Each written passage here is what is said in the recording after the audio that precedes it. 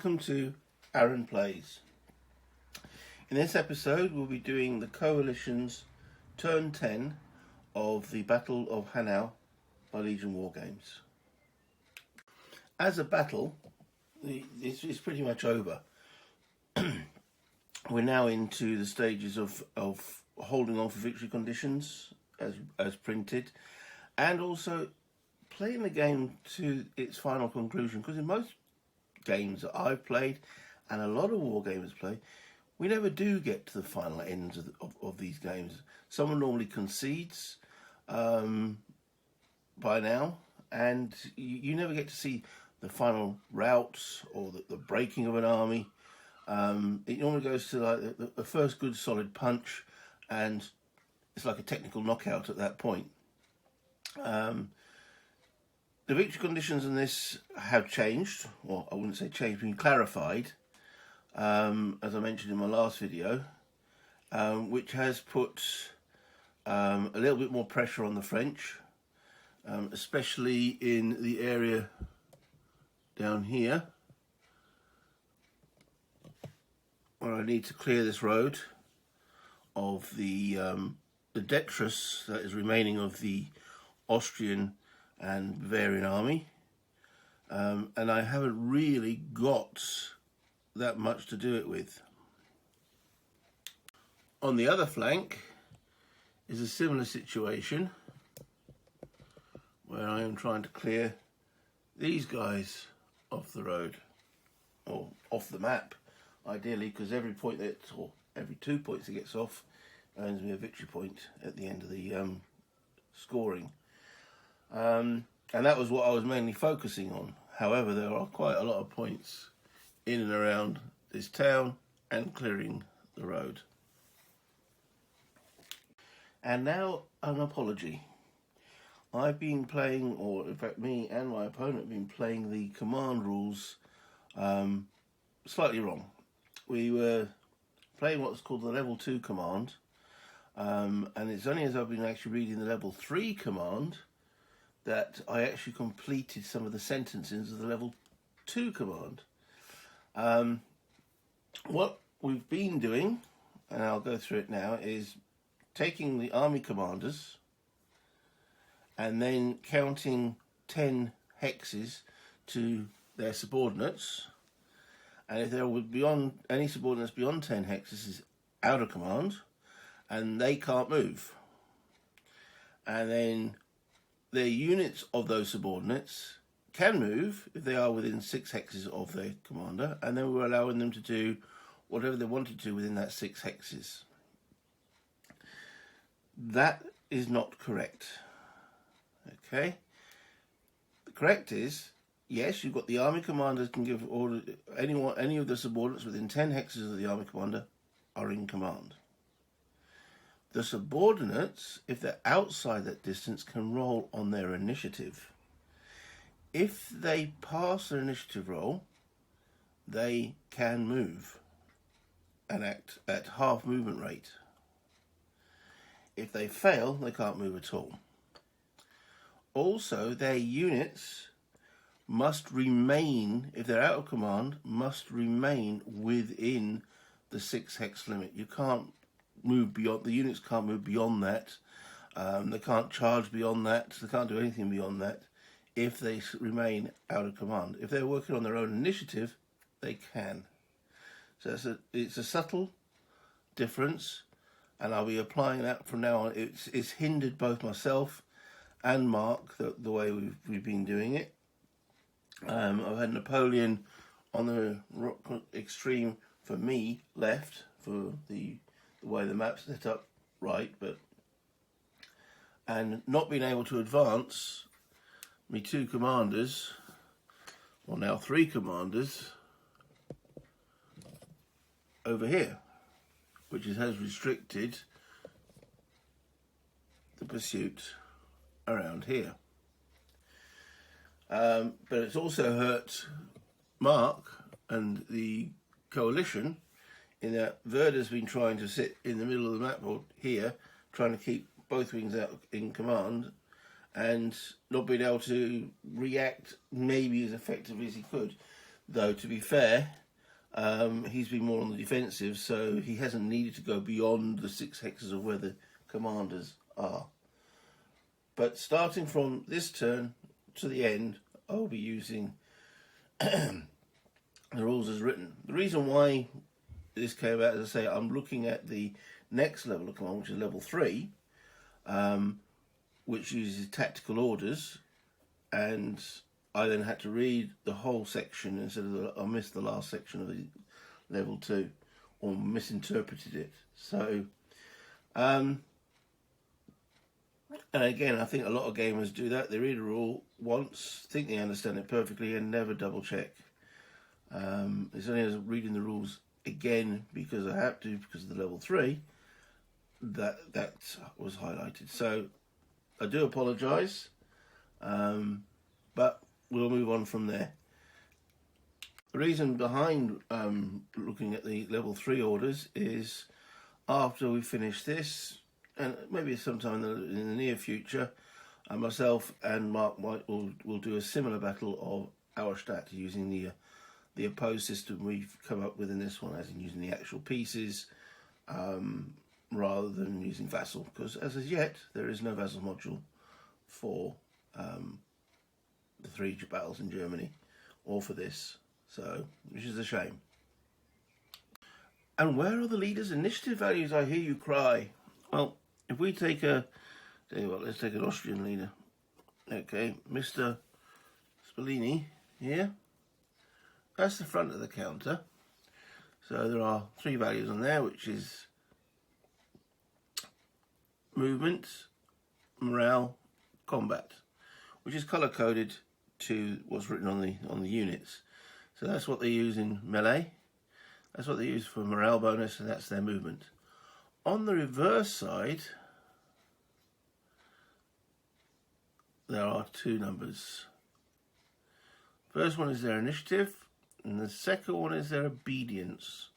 Now, in the level 2 commanding level, we don't need the obedience side, but we definitely do need this number. That number and below, if it's rolled on a d6, they can work under their own initiative, so they can move half their movement allowance and command their troops.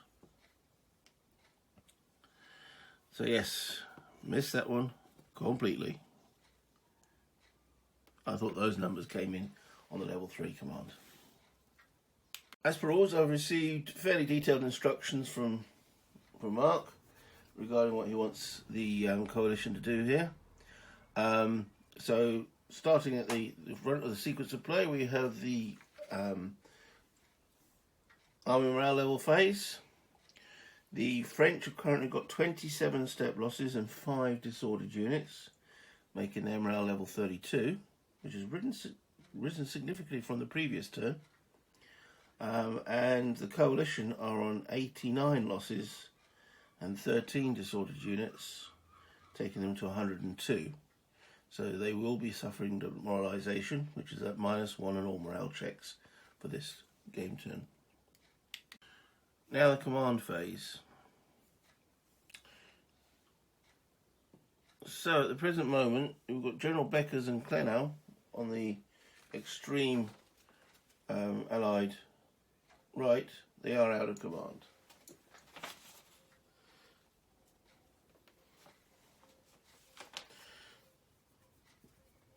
And whilst the ones on the left, Splini and Fresnel, are in command. Now I am going to do the rolls for, let me just move the camera. So these 2 generals are actually over here. So Kleinow has got an initiative of 3. So 3 or less, and he can work on his own initiative. No, so he can't move. Whilst Beckers, he's got an initiative of, oh dear, only 2. He can move. Now, how would I designate or show that restriction to remind myself. Because there's no counter. I'm going to actually put the out command directly on Hanau, and hopefully remember that Beckers can move if so required.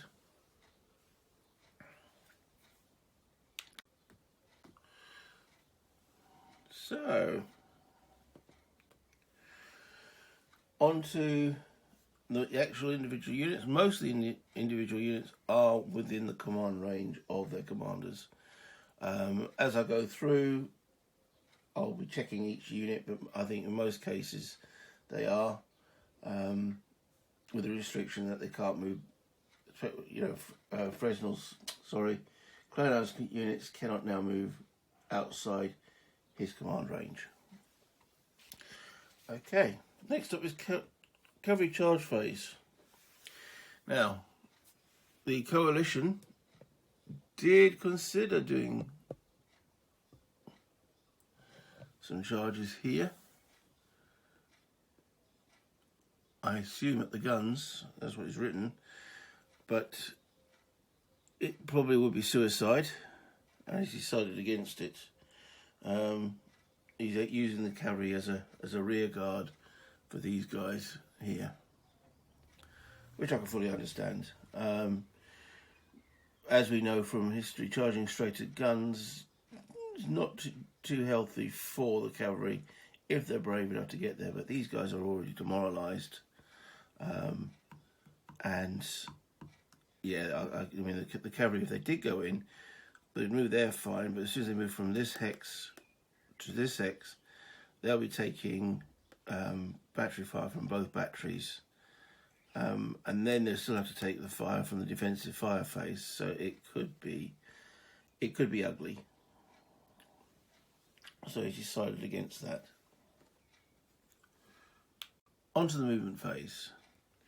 Okay, so left flank over here, he's got some cavalry manoeuvring to do, and I'm just going to read it straight. Cavalry units 4, 7 and 9 with a 9 on top move to protect the road. So that's 9, that's 4, where's this 7? That's over here. Move to protect the road with 9 on top. Okay. So, move to protect the road. So, now he sent me a photo as well where he wants these to go explicitly, so I will check with that. Yeah, that's exactly where he wants them. And Spallini will be joining them in that hex with his 6 fatigue. Okay. General Fresnel will be joining these guys directly to the south with his 7 fatigue. And Mr. Replacement, who is Lamotte's replacement, or Lamazota's, will join the Cossacks in that hex with his 7 fatigue. There will be no gaining of fatigue because none of the movement there was more than half the movement value. I know I didn't count every single hex. I'm going by the instructions, and I can mentally see that none of the movement there is worthy of gaining a fatigue point. Moving slightly along to General Werder here. He goes and joins the garrison of Hanau.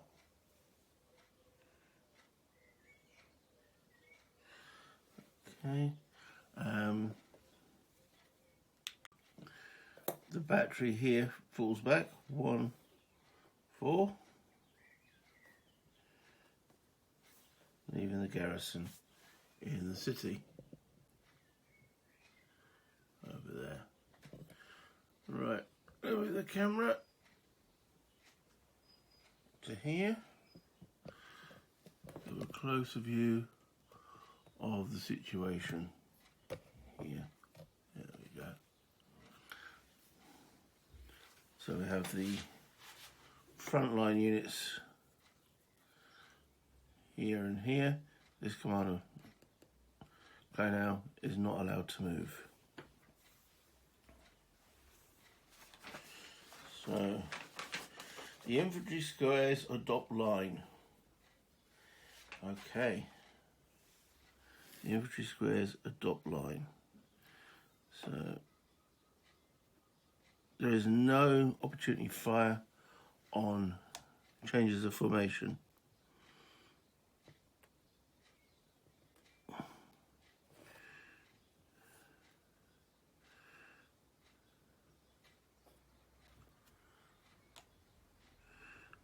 Okay, and this one here, you want to change facing.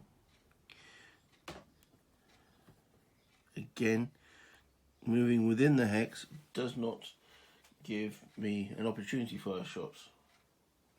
If he moves out of those hexes, it will, but I don't think he has been doing that.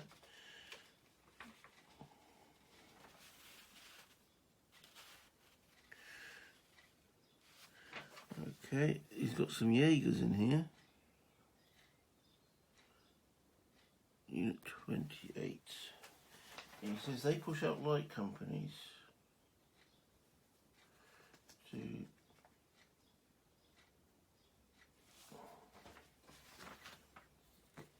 yes, there's a Jaeger unit in here that can push out, because it's a Jaeger unit, as denoted by it having a little 2 on the counter, means it can push out two actual voltigeur units, which will clear my voltigeur units.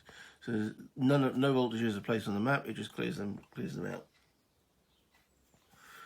Okay, so that prevents me having a shot.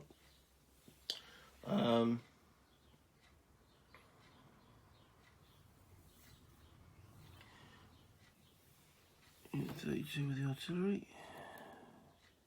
Yep, that's all fine.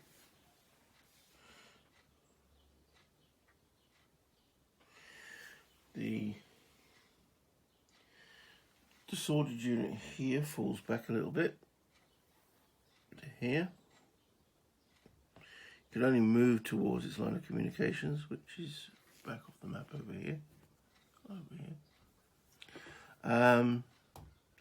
And then we have some tweaking of what's going on here.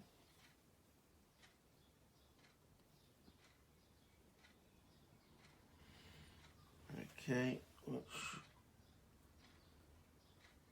I've got a picture of, so this unit here going 2, 4, 6.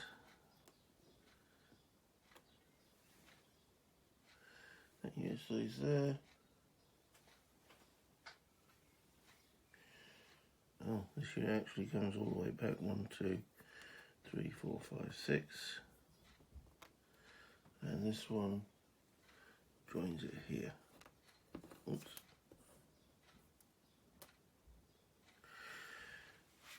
And that is all the movement. Okay, my defensive fire. Not much. A couple of columns. In fact, just one column over here. You can only fire when you're in column directly into the front of the hex to your front. Even though you've got a frontage of the 3 hexes, if you're hit in melee, you'll be hit in the front here. You actually only have one frontage hex which you can melee and or fire into, which is one direct to the front. So this unit here can only be attacked by my unit there, which has got a fire value of 1. So with a fire value of 1, I need a 6. Oops. To actually achieve anything. You can off screen, that's a 3. So that's my only shot over there, no artillery. So I'm going to do, as the camera's here, I'm going to actually go into the offensive fire phase over here. And then I'll go and do both phases on the other side. So this had a command unit, so the general didn't move, so I'll leave that there now. The gun battery will fire on the guard there, so it's got a fire value of 4, so it's 4, 3.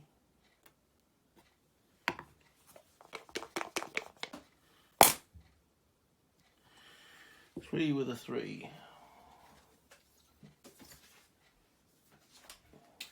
3 with a 3 is no effect. 4, 5, or 6 on that one. And then this line, value of 4 into the Imperial Guard unit there, so it's 4.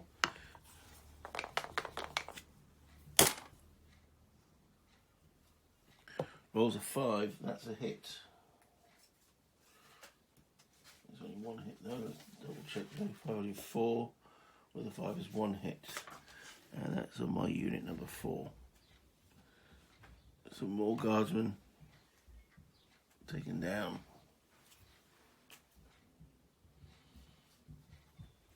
Oh dear. That was their last step.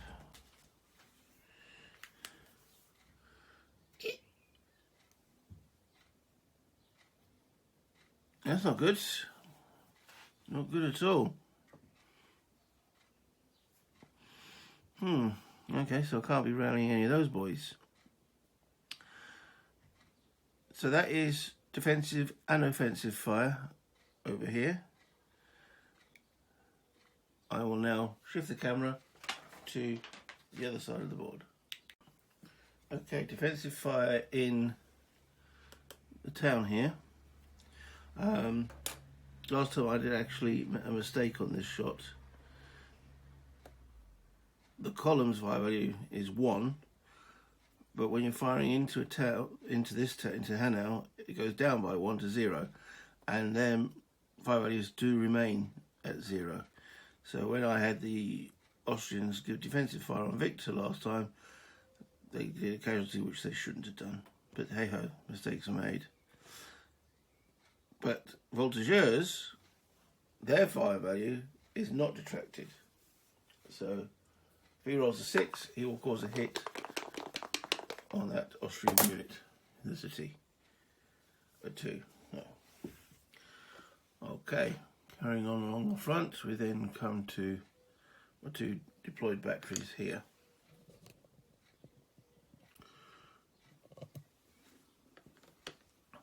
Right, they've got the covered arc of the batteries. This and this.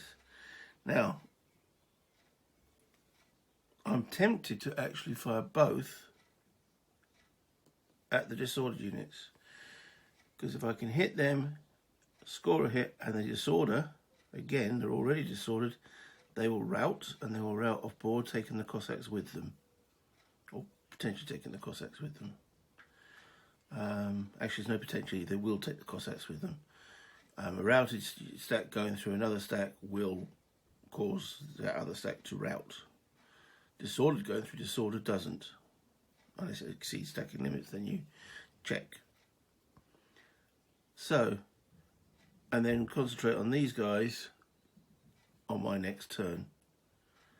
So, let's see, if this gun battery fires, it's 5, 4, 3, 2.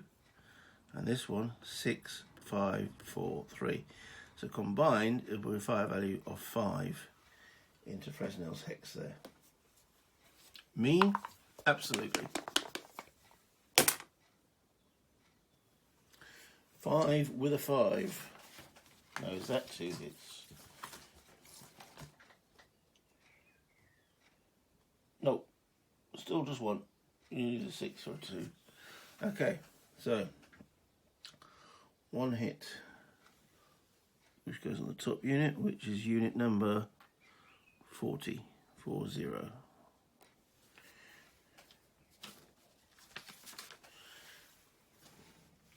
Unit 40 has hit the grey, so the morale drops another level.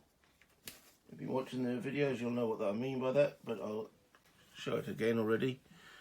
On the charts here, Unit 40 has gone to the box. The box prior, if you fill the box prior to hitting that colour, then morale drops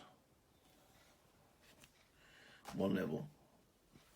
Not all units actually have those boxes. I think we're showing the frailty of some of the units. And I say hitting the grey for the coalition, and it's hitting the blue because for the French, because the French colours of boxes is blue. And it definitely says in the rules the box prior to the shaded box, which this strike me as unusual, but that's what the rules say. So anyway, Fresnel's got to take a morale, unit's got to take a morale check. Its current printed morale is 8.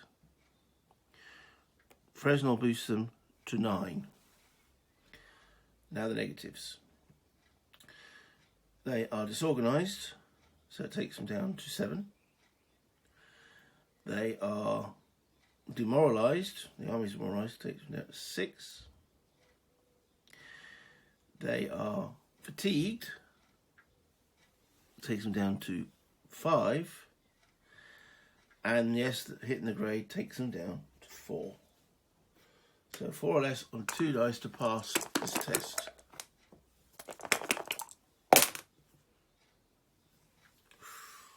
That is close. I better check that just in case, because if these were out, it's pandemonium over there. So I better double check my figures. Printed morale 8, Fresnel 9. Can't think of any other bonuses for them. Then they're currently disordered, takes them down to 7. Demoralised 6, fatigued 5, and hitting that grey box 4. They're out.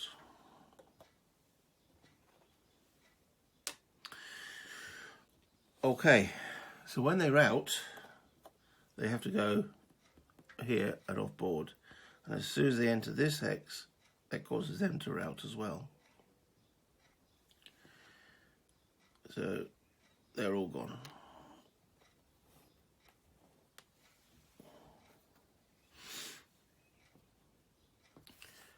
Not quite sure what happens to the leaders in this situation.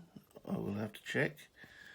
I don't think they'll have to rout off board, but it's getting to be a little bit of a leader jam there now.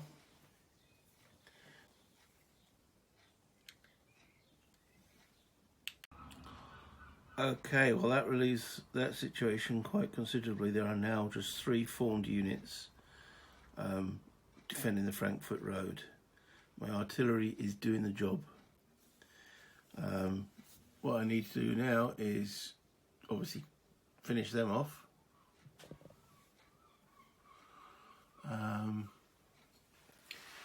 Secure Hanau, make sure nothing else can cross this bridge, and then deal somehow that pesky double units at the top here. Work out a plan what I'm going to do with them. Okay, so any more defensive fire? No. Offensive fire over here, as I mentioned in the town. You should have been able to fire there last time. There's no other guns and so forth down here, so no, there's no offensive fire. Then we move into the melee phase. There is none. And then into the rally phase. Now, I've just gone through the rules, and this situation with the 2 leaders isn't covered. There's no reason for them to take a loss or a loss check. There's none of my troops nearby. Are they swept away in the rout and panic? Don't know. It doesn't mention it in there. From a narrative point of view, I can see them trying to hold the line, get the guys organised, but they just get swept away.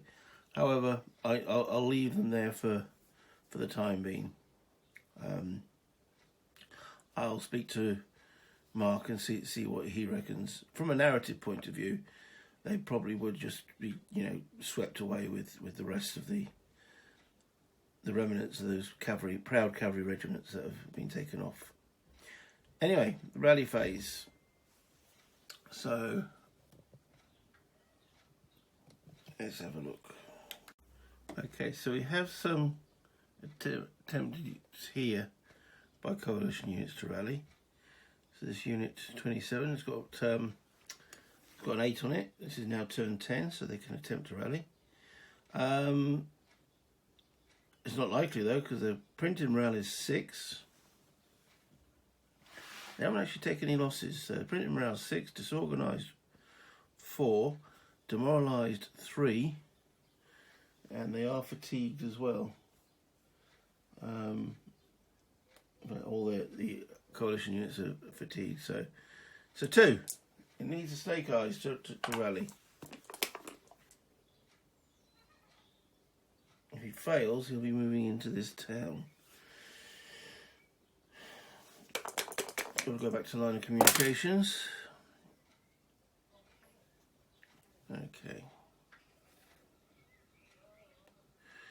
The battery. He's got a bit better chance. His printed morale is 8, so therefore he's 2 better than the previous unit, so he'll need a 4.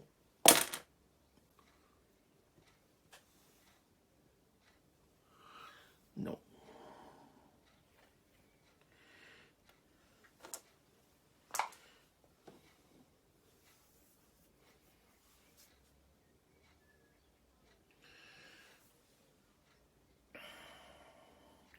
On the other flank, there are a few units that could attempt to rally, but it's almost... There's got a couple of disordered units that are right next to a bunch of routed units. Let me move the camera over here. These 2 could attempt to rally, but if they fail, they're going to go straight into the routed, which would cause them to rout. Can he attempt to rally any of the routed units? They've all got 8s on them. So they can. If they fail, they rout off. Well, where else are they going to go? So, let's try a few of these.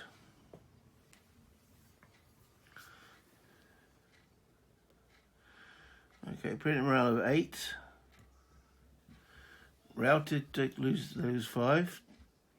Sorry, they lose 3. Takes them down to 5. The whole army is demoralised. 4. So 4 or better to rally.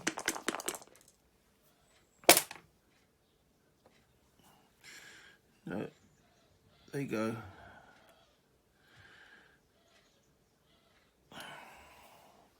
I'm really not sure if you want me to do this.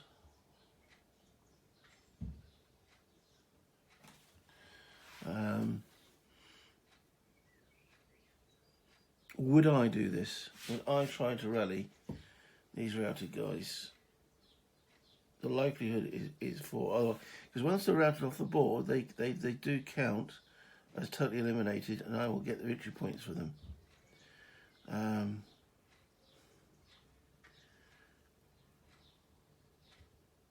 No, actually, they won't. They'll wait for me to push them off rather than try and rally at this point. Let me find out. Let me give my opponent a quick call, if I can. Okay, I managed to speak to a friend, to Mark, and yet he doesn't want me to attempt to rally these guys. Because, as I said, if they fail, they're out off, they count then as full victory points towards me. And also, he doesn't want me to try and rally these guys around the bridge, because I made an error here. If they, these were actually here and here, and he wants them to remain there and there, because they can't move disordered across this bridge, only columns can. So if they failed to rally, they'd have to go back this way. So no. So there's no further attempt to rally. There's no increase in fatigue either. So in essence, that's the end of the coalition's 10th turn. Thank you for watching Aaron Plays. So this was the end of the coalition's 10th turn. If you like what you watch, press the like button. If you haven't subscribed already, please do so if you've again enjoyed what you've been watching. Every subscriber always helps. And comments are probably the most important. Please make a comment. Anything positive, negative, things that you like, things you didn't like, any questions, anything I got wrong, because there are still a lot of things I am getting wrong on this system, even after this amount of play. And also playing the Hexasim system at the same time is causing maybe a few little wrinkles of rules issues, but I'll get there. So until next time.